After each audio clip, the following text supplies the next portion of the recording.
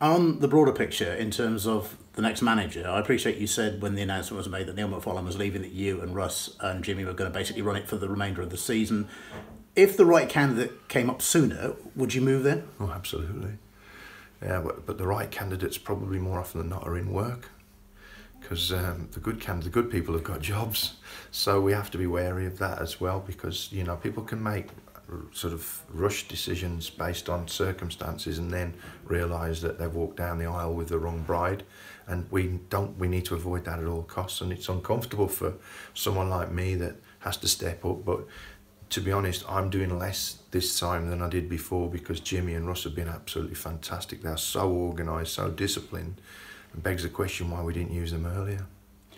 And it is a case now. You need. I mean, you always want to make the right appointment, obviously, but for a bit of continuity now, it's got to get it right this time, really. Absolutely, got to get it right. We've had I don't know, 100 emails with CVs on some big names, some not so well-known names, but as the philosophy of the football club will remain, the philosophy of the manager has to fit the philosophy of the football club. So we can't put square pegs into round holes and then find out that half your changing room is obsolete because they don't play the way the new manager wants to play. The new manager will fit into the way we work and will come with limited staff because we trust the people that we already have in situ here.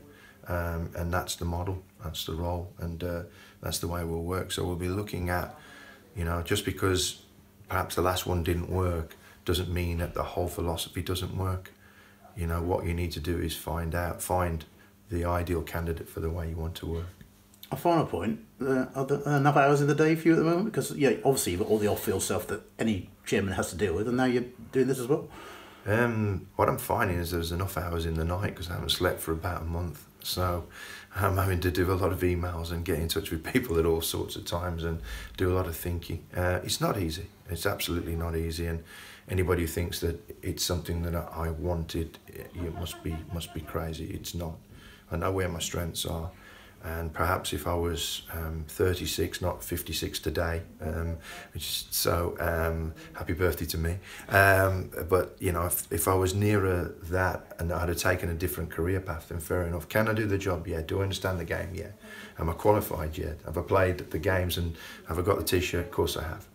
Do I want to do it now? I want to find another young, hungry manager that wants to be up at 5 o'clock in the morning and be the last out the building and then at night, and realise that to be a top football manager you have to live and breathe it every second, every day, and you have to be prepared to watch obscure tapes of games from Bolivia or wherever because you've heard a coach is interesting to look at. And you've got to be absolutely obsessed now to be a Pochettino, to be a Klopp, to be a Guardiola, and that's what I want. I want that type of person.